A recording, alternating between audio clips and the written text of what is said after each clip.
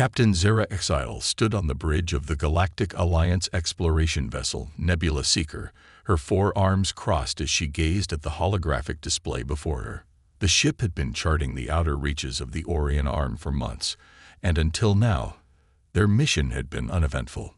"Captain," called out Sensor Officer Crix, his amphibious eyes blinking rapidly, "I'm detecting unusual energy signatures from an uncharted system ahead." Zara's antenna twitched with interest. On screen, "Crix, what are we looking at?" The holodisplay shifted, revealing an unremarkable yellow star with a handful of planets.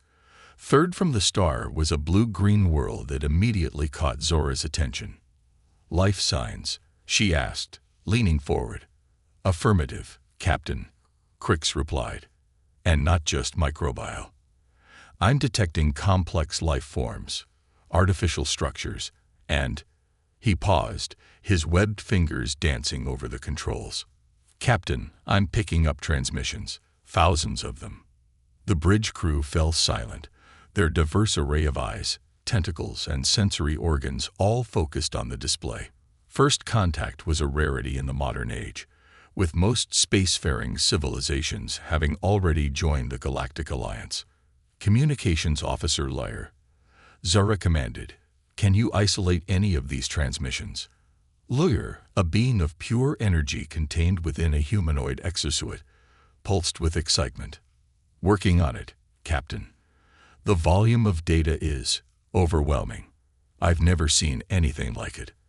As Lyre worked, Zara turned to her first officer, Commander Vex, a towering insectoid.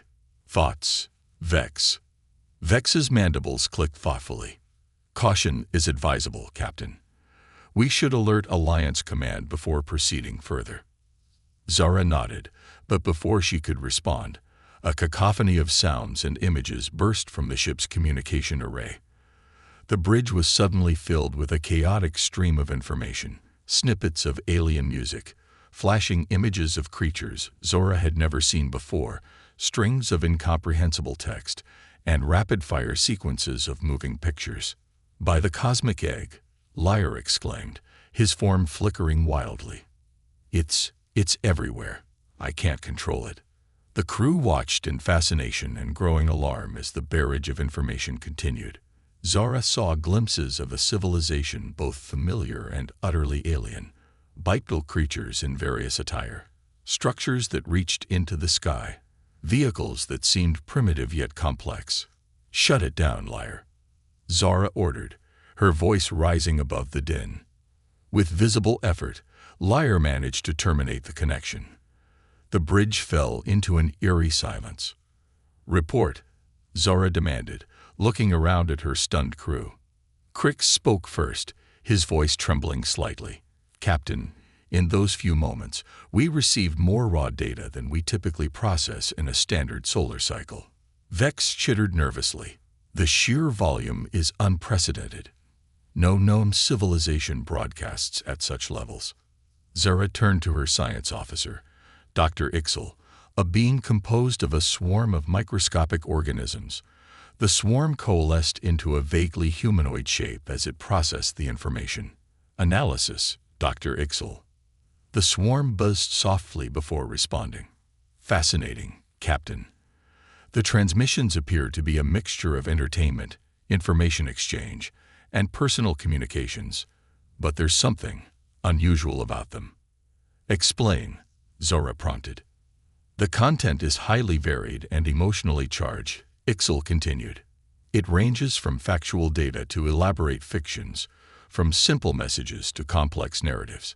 There are layers of meaning, cultural references, and subtext that we're only beginning to decipher." Lyre chimed in, his form still flickering erratically. "Captain, I've never encountered a species that communicates in this manner.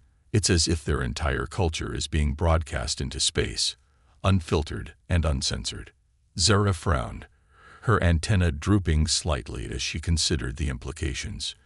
Could it be a defense mechanism, a way to overwhelm potential threats? "Unlikely," Ixel responded.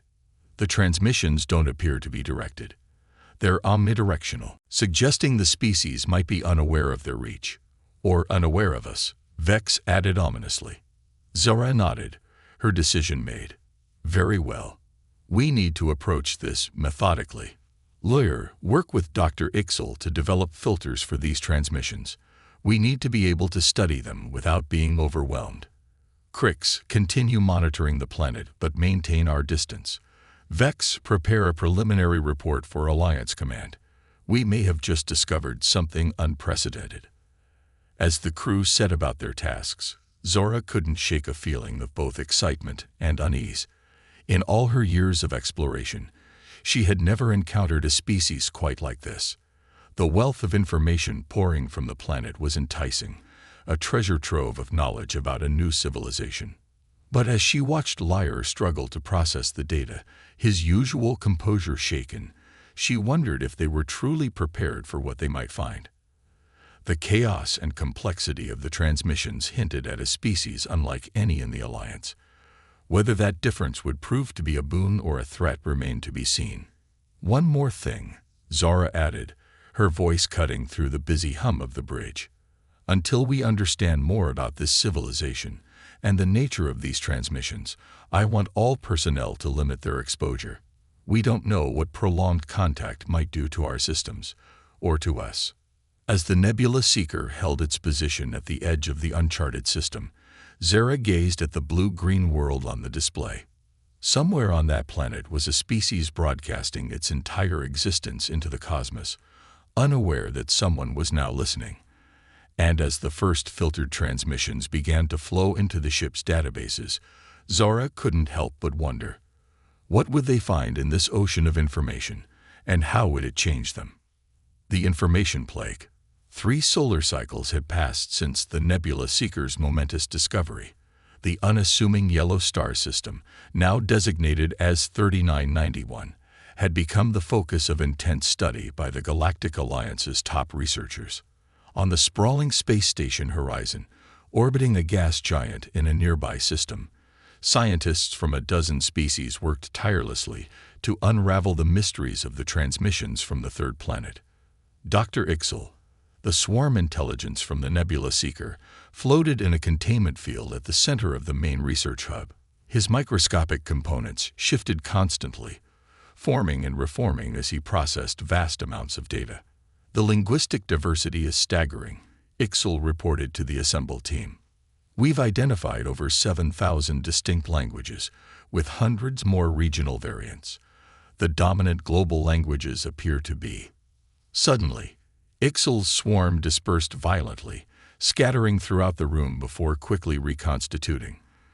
The other researchers looked on in alarm. Apologies, Ixel buzzed, his usual calm demeanor shaken. I was momentarily overwhelmed by a subset of transmissions. They refer to it as memes, a form of cultural information that spreads rapidly and evolves over time. Dr. Lyre, who had transferred from the Nebula Seeker to lead the communications research, pulsed with concern. Are you all right, Ixel? Perhaps we should implement stricter filtering protocols. Before Ixel could respond, a commotion erupted from one of the adjacent labs. A Xantherim researcher, normally stoic and logical, burst into the room, her crystalline form glowing with unusual intensity. You must see this, she exclaimed, her typically monotone voice tinged with excitement.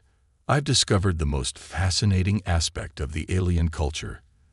They call it cat videos. The room fell silent as the Xantherim proceeded to display a series of short videos featuring small, furry quadrupeds engaging in various activities. To the bewilderment of her colleagues, she began to emit a high-pitched sound that approximated laughter. Dr. Lyre dimmed noticeably. Vela, you've been analyzing military communications. How is this relevant to your research? Vela's crystalline structure pulsed with colors. Relevant? It's essential. These cats clearly hold a position of great importance in the alien society. They're everywhere in the transmissions, often accompanied by text in various fonts. It must be some sort of code. As Vela continued her impassioned explanation, Dr. Lyre noticed similar behavior spreading throughout the research station.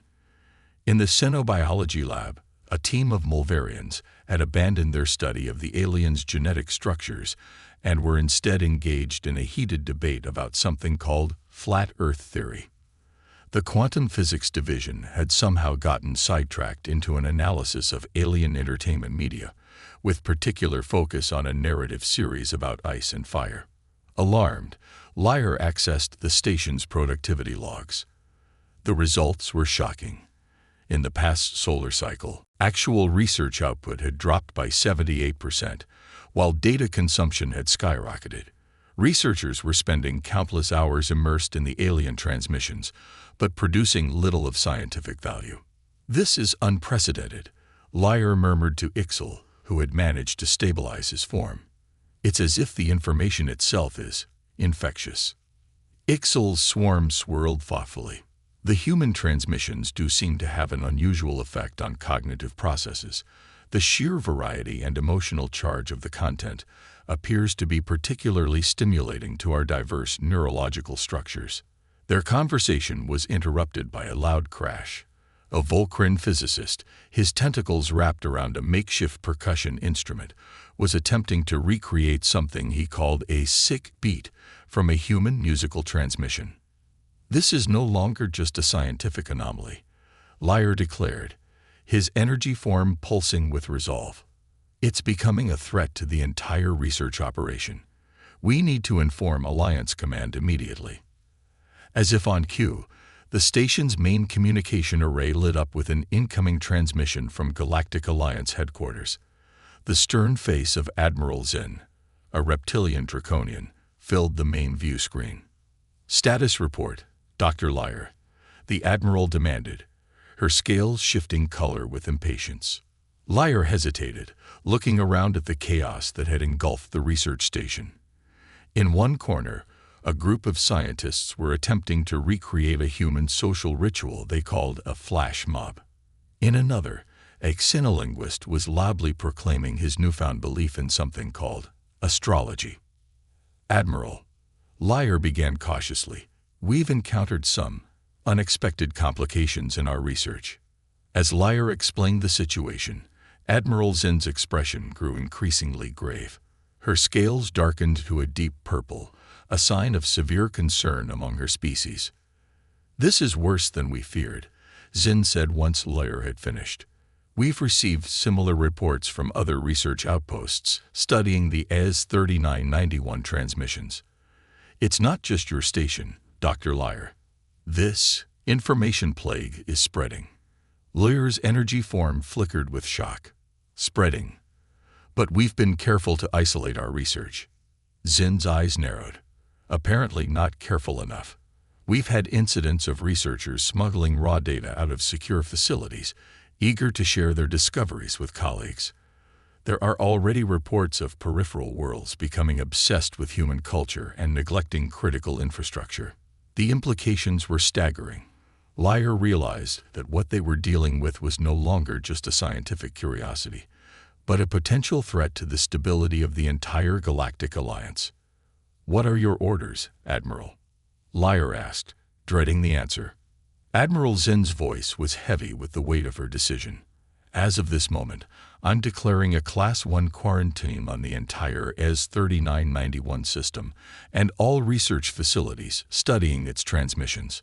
All personnel are to be isolated and subjected to immediate psychological evaluation." She paused, her gaze intensifying. "Furthermore, I'm authorizing a covert mission to the planet's surface. We need to understand what we're dealing with, and we need to do it quickly.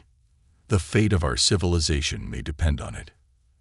As the transmission ended, Lyre looked out at the research hub, now in a state of complete disarray. The brightest minds of the Galactic Alliance had been reduced to a chaotic mess, all because of the information streaming from one unremarkable planet in an uncharted system. What was it about these humans that made their culture so invasive, so compelling? And more importantly, how could the Alliance hope to contain something as intangible and pervasive as information? As the quarantine protocols began and alarms blared throughout the station, Lyre realized that their real work and their real danger was just beginning. Quarantine and investigation. The sleek stealth vessel Shadow Whisper slipped silently through the atmosphere of AS 3991-3, its advanced cloaking technology rendering it invisible to the planet's primitive detection systems. Inside, a specially assembled team of Galactic Alliance operatives prepared for their unprecedented mission. Commander Azura Vos, a Shadowkin known for her unparalleled infiltration skills, addressed her diverse crew. Her form shimmered and shifted, adapting to the planet's atmosphere. "Remember," she said, her voice a low whisper that nonetheless carried clearly to every member of the team. "Our goal is observation only. Under no circumstances are we to make contact with the indigenous species. The quarantine is absolute." Dr. Liar insisted on joining the mission despite the risks, pulsed in agreement. "The information we've gathered suggests that human senses are limited. They should not be able to detect our presence if we're careful." Krull, the team's Volcrin tech specialist, fidgeted nervously with his tentacles. Since the implementation of the quarantine, he had undergone extensive deprogramming to remove the effects of human cultural contamination. "But what if they capture us? I've seen their entertainment transmissions. They're obsessed with the idea of alien visitors." Commander Vos fixed Krell with a stern gaze. "That's precisely why we must remain undetected. This mission is too important to jeopardize because of carelessness." As the Shadow Whisper descended towards a densely populated area, the team got their first real-time view of human civilization. Sprawling cities stretched across the landscape, a chaotic mix of architectural styles and technologies. Vehicles crowded the streets, spewing pollutants into the air. And everywhere, there were humans, billions of them, going about their daily lives, unaware of the alien observers in their midst. "By the cosmic egg," breathed Azura, her form rippling with awe. "It's even more intense than the transmission suggested." The team split into pairs, each tasked with investigating different aspects of human society. Azura and Lyre focused on governance and social structures, while Krell and Zix, a Mulvarian biologist, studied technology and health. The remaining pairs delved into economics, art, and daily life.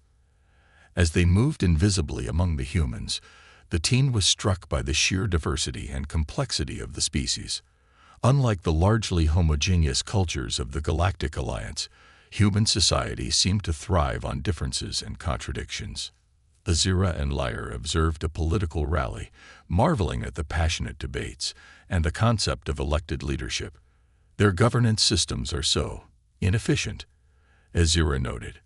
"And yet, there's a vibrancy to it that's almost intoxicating." Lyre pulsed in agreement. "It's as if their entire society is in a constant state of flux. No wonder their transmissions are so chaotic." Meanwhile, Krell and Zix found themselves in a bustling marketplace, overwhelmed by the assault on their senses. The smells of food, the cacophony of voices, the dazzling array of goods.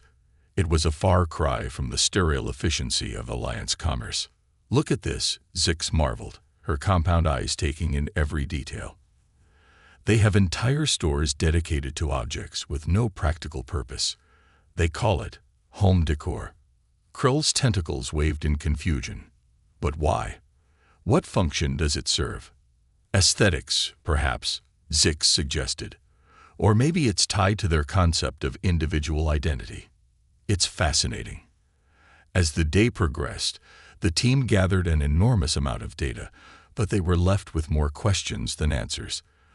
The humans' capacity for both great kindness and shocking cruelty, their ability to hold contradictory beliefs, their relentless creativity, all of it defied easy categorization. But it was in the realm of information and communication that the true magnitude of the human difference became apparent. The team watched in amazement as humans constantly interacted with personal devices, sharing their thoughts, experiences, and creations with the world in real time. "It's not just that they broadcast everything," Lyre realized, his energy form flickering with excitement. "It's that they're all broadcasters and receivers simultaneously. Their entire species is engaged in a constant, global conversation." Azira nodded, her form shifting thoughtfully. No wonder our researchers were so affected. Imagine being suddenly plugged into billions of minds, all thinking and feeling and creating at once.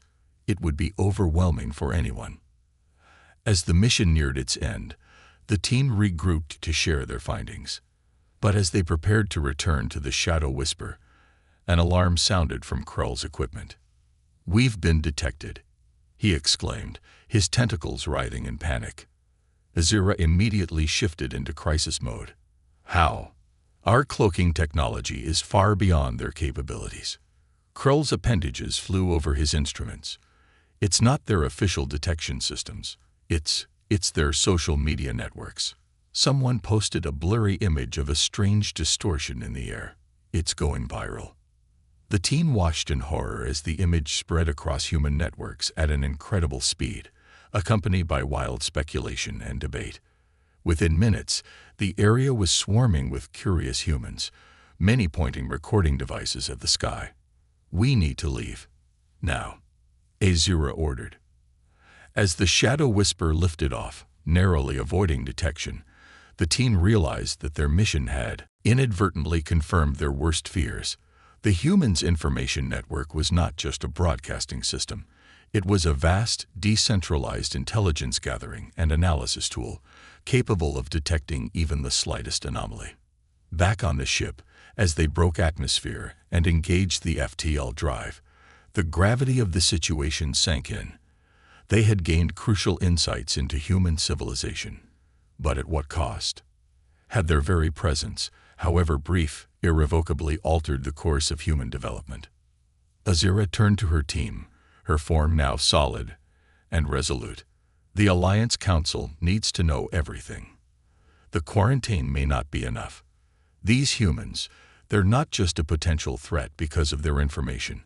They're dangerous because of what they are.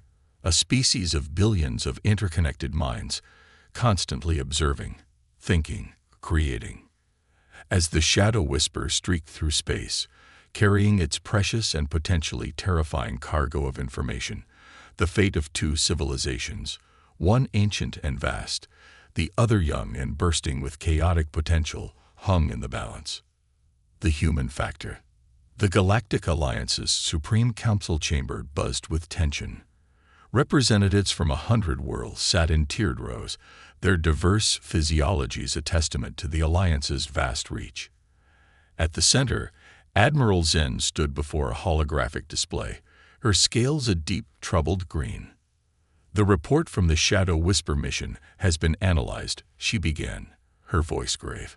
"What we've discovered about the inhabitants of S3991-3, the humans, is both fascinating and deeply concerning."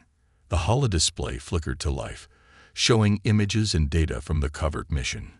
Council members leaned forward, some extending eye stalks or unfurling sensory tendrils to better absorb the information.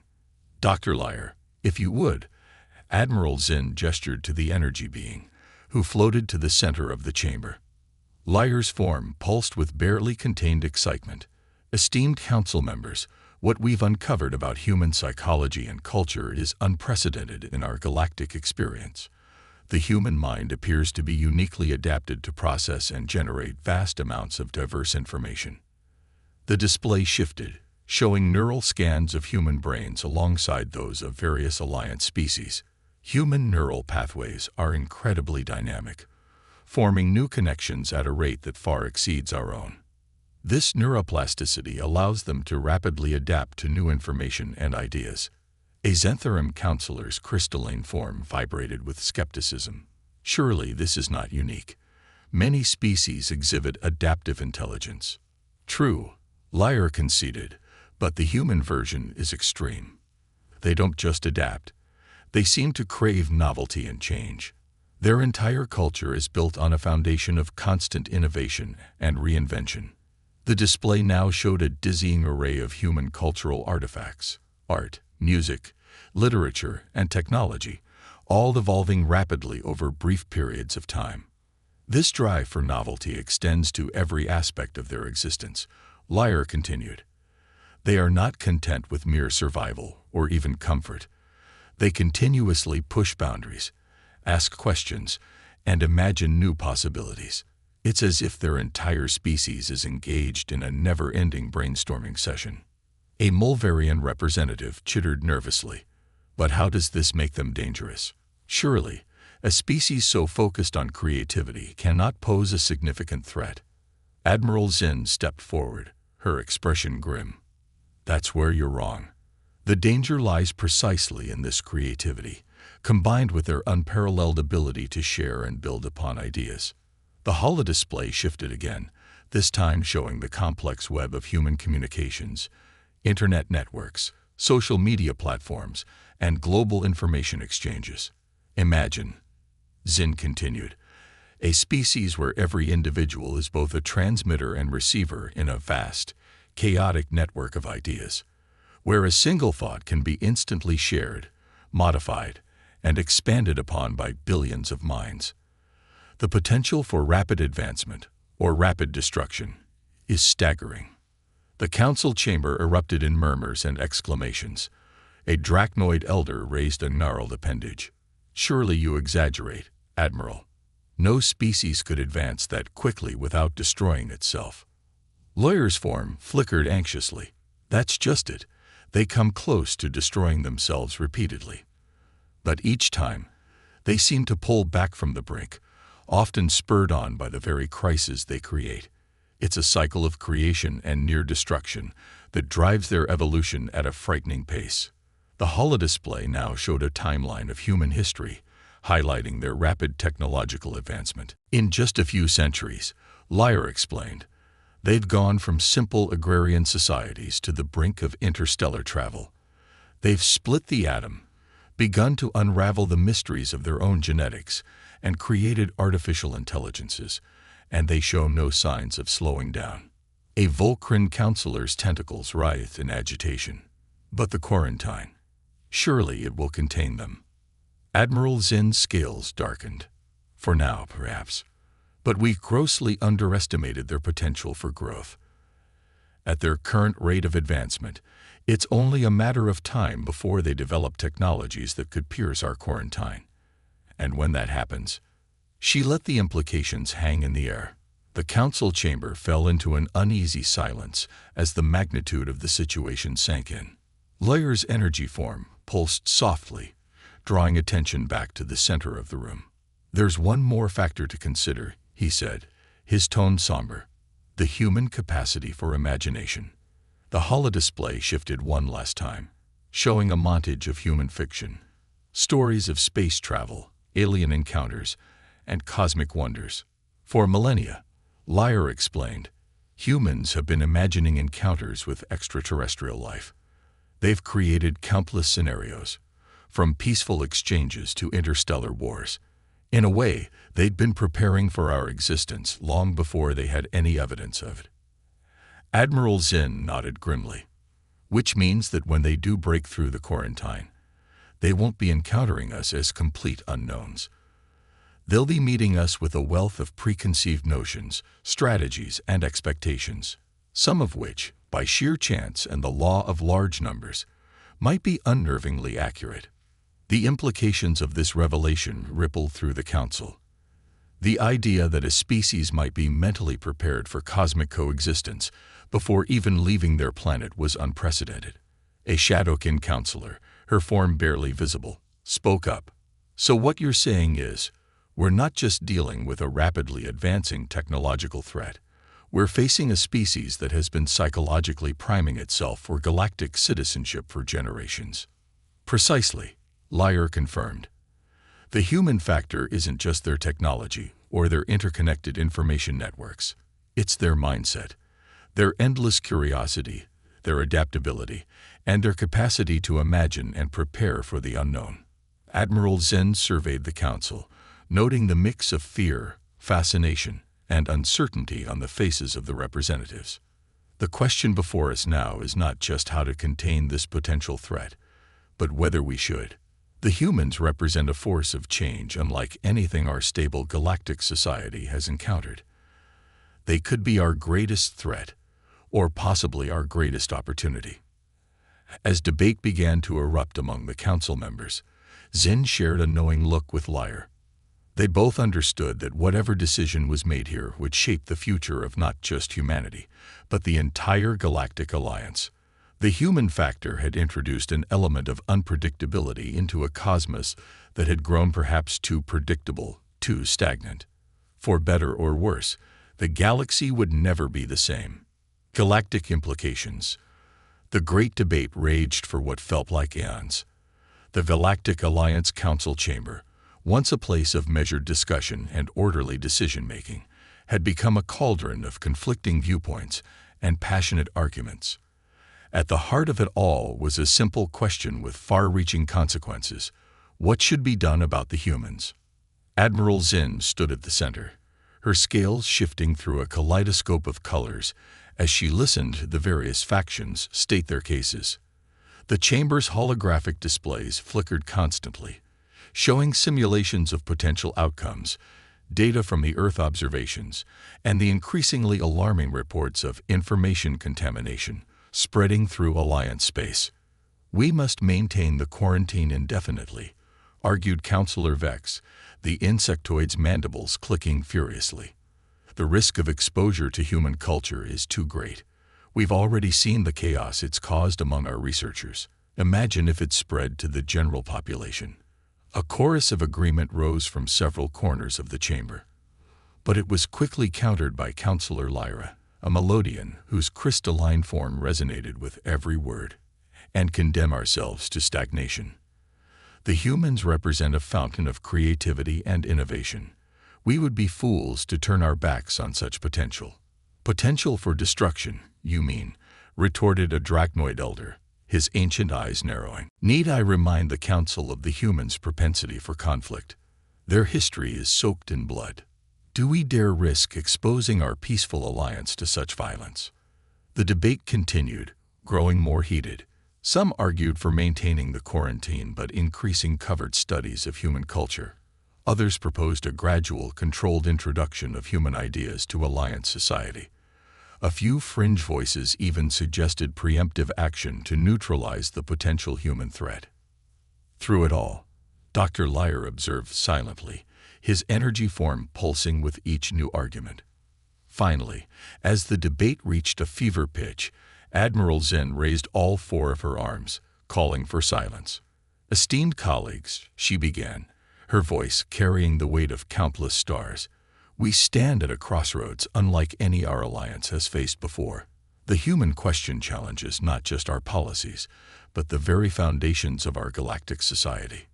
She gestured to the holographic display, which now showed a view of Earth, beautiful and fragile in the vastness of space.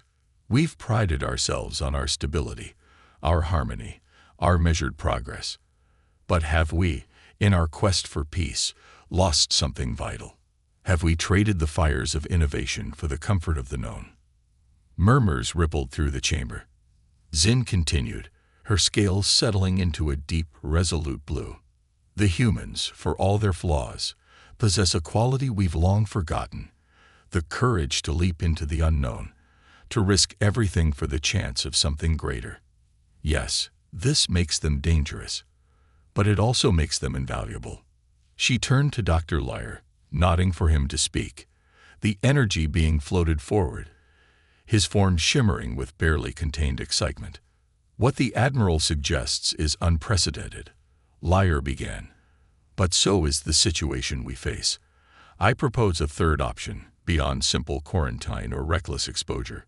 The holographic display shifted, showing a complex network of interconnected nodes.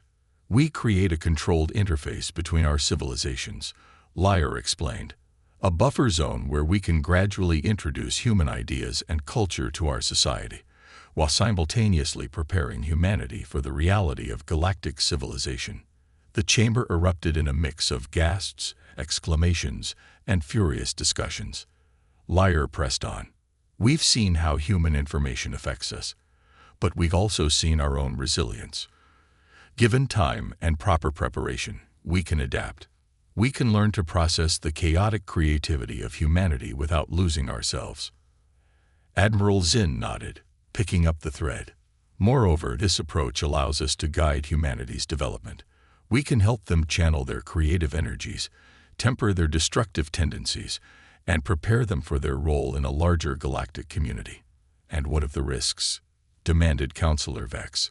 What if we cannot contain their influence?